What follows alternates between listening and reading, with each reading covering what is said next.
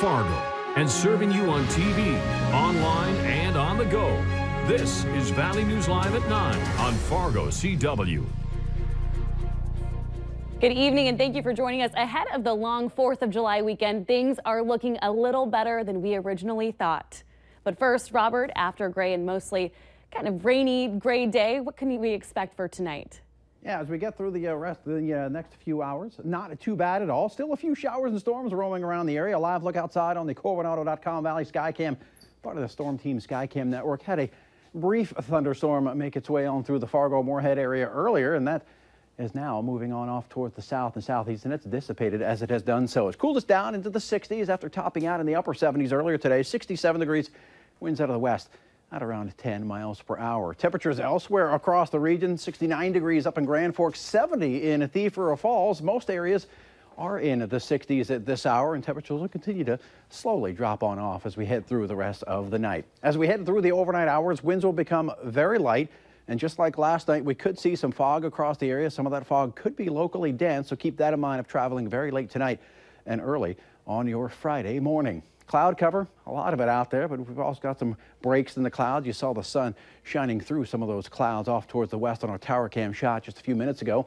And on the radar, still a few showers and storms. There was that thunderstorm that made its way through the Fargo area just a little while ago. Off towards the north, some showers and storms, some Roseau. Off towards the south, a few bolts of lightning from time to time. Bemidji getting a little bit of rain shower activity approaching your area, but it looks like that is weakening as it does so. Off towards the south, a few more showers and storms, and there's that activity that had made its way through the Fargo-Moorhead area. Still a little bit of rain just to the west of the West Fargo area. That continues to slide off towards the south, just west of the Wahpeton-Breckenridge area, and down towards Hankinson, getting a bit of rain as well. Northern Plains, we've got the few showers and storms in our area. Stronger storms, even severe, just north of the Des Moines, Iowa area. Severe thunderstorm watch continues in effect for parts of Nebraska and western Iowa. Another one for parts of north central Kansas and eastern Colorado and western Kansas. For us, though, not going to have to deal with any severe weather, just that few showers and storms out there. These will continue to diminish as we head through the overnight hours. And again, that chance for some fog very late tonight, early tomorrow morning. Could still see a few isolated showers or sprinkles, particularly across the northern portions of the valley. Overnight lows dipping down into the 50s. Tomorrow, we'll see a chance for a few isolated showers, maybe a rumble or two of thunder in our far eastern counties, and a cool day with highs in the 60s and 70s with clearing skies by the end of the day. Here in Fargo, we'll start off the day on a cool note, mid-50s with partly to mostly cloudy skies, maybe a bit of fog. A few showers possible around your lunchtime, and winds picking up out of the north and northwest, and breezy northwest winds later on in the day with decreasing clouds. Picture of the day, a gorgeous shot. The dock on Long Lake in Fertile, Minnesota. Thanks to Cindy for sending that in. Going to use that as the background to our 7-day forecast. We got that chance for a few showers, maybe a rumble or two of thunder tomorrow. Lesser chances on Saturday. Most of Saturday going to be dry. Sunday dry and starting the warm up. Low 80s by Monday. 4th of July, upper 80s. And then out of the frying pan and into the fire Wednesday and Thursday as we get into the 90s for the first time in quite a while. Any possibility of triple digits? Maybe beyond this point. Some models are hinting that maybe some triple-digit heat makes its way on in, but that's a long way off, and a lot of things can change. All right. Thank you, Robert. You got it. We're continuing our coverage with the latest details on a deadly plane crash that happened in the Southern Valley. We now know the name of the pilot who lost his life after a crop dusting plane went down in Sargent County, North Dakota. Officials say John Geiger of Barney was pronounced dead at the scene. Reporter Molly Casey spent the day near Gwinner where it happened, and she has the latest details. They were pretty shaken by the whole incident. Around 7:50 this morning, a farmer called 911 after watching a small plane crash into his bean field. It came out of a fog bank and just went straight into the ground. Gwinner emergency response crews arrived on scene to find the plane in pieces and work to extract Geiger. It was a traumatic process. It's not anything that we're used to. Despite recovery efforts, Geiger was declared deceased. After emergency crews cleared the scene, the Federal Aviation Administration arrived to begin their investigation. They're getting information from the plane, from the GPS, physical evidence that's on the ground, the aircraft maintenance, the pilot's history, those types of things, and maybe get some answers along with an autopsy being conducted. No official cause of the crash has been released, but weather reports for the area indicated dense fog had formed where the plane crashed. We do think the fog had a major contributing factor. The FAA will release a report detailing the cause of the crash once the investigation is complete. From Gwinner, Molly Casey, Valley News Live. Wilbur Ellis, the company Geiger worked for, released a statement saying it will be working closely with authorities as they investigate this crash, and their thoughts are with the pilot's family, friends, and colleagues. We're also following new developments in a story out of Minnesota's Beltrami County. The sheriff's office there and Bemidji police need your help finding a woman they believe disappeared while walking outside of town. 26-year-old Chelsea Batchelder was last seen on June 19th. She's a white woman, 5'4" and 115 pounds. She has a turtle tattoo on her foot and the word Cecilia on her left forearm. After looking at surveillance video and searching around the surrounding area, investigators determined that Batchelder disappeared while walking on Little Norway Avenue, which is near her home. They are asking people in that area to search their yards, outbuildings, and wooded lots. Be sure to call the Beltrami County Sheriff's Office at 218-333-9111 if you have any information. And authorities in Fargo are still looking for a man they believe may have drowned while swimming in the Red River this morning. Fargo police say this man, 24-year-old Fanuel Ansrot, was last seen around 5 o'clock this morning. They're asking that anyone with information about his whereabouts contact them. Crews were called out to Dyke West near 4th Street South in Fargo. Witnesses saying Ansrot and 2 other men were swimming in the water when they lost sight of him. Authorities say the current is strong where the men were swimming, and crews have been searching both the water and the banks around the river. This is the second time search crews have been called out to the Red River this month.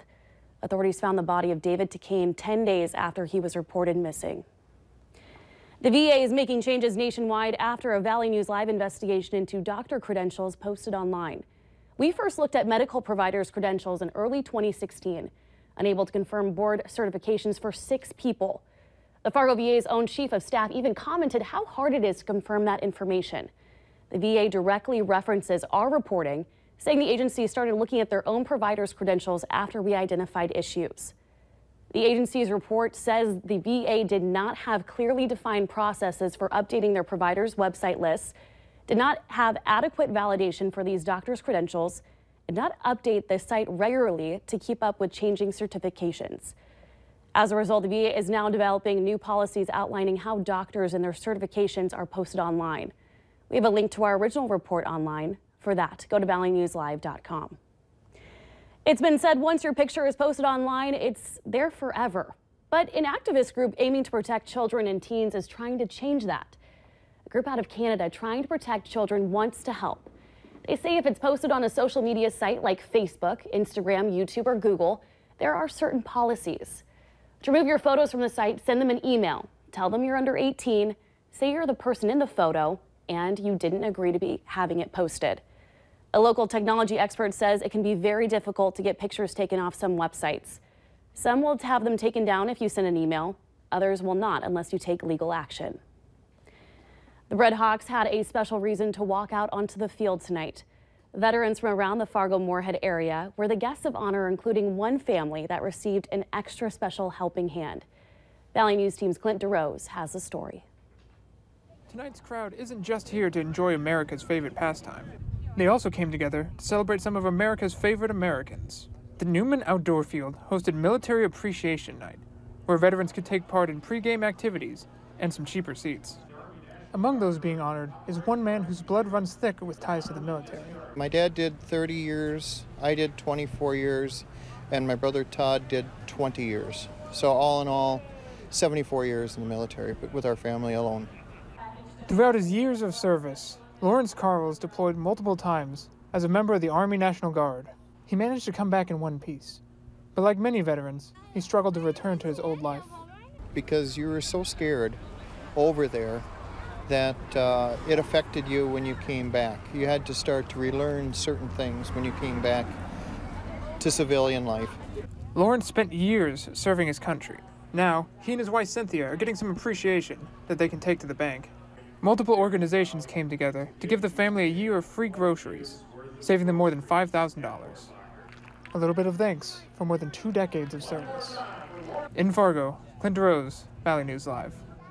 Carls appreciates all the support that he's received since coming home and says that other veterans coming back with unseen wounds should open up, even if those subjects are difficult to talk about. You typically hear about owners being reunited with their pets after a few days, but not years.